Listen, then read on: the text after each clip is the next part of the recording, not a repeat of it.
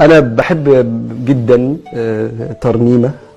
ترنيمة فيها كلام كله عن محبة ربنا سبحانه وتعالى، اسمها ما تعولش الهم وما تخافش ربنا موجود.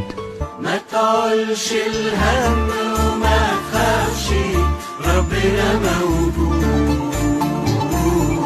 ده إلهك حي ما بينامش وملوش حدود. ده إلهك حي ما بينامش وملهش حدود. اطمن روح لطبيب الروح، ده الباب مفتوح بابه مش مسدود. واطمن روح لطبيب الروح،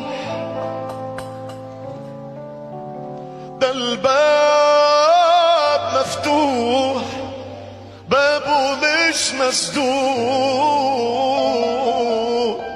الكلام ده لما بسمعه دايما وانا سايق العربية كده بشعر بشيء من السند الإلهي وشيء كده من الإحساس إن أنا اللي معاه ربنا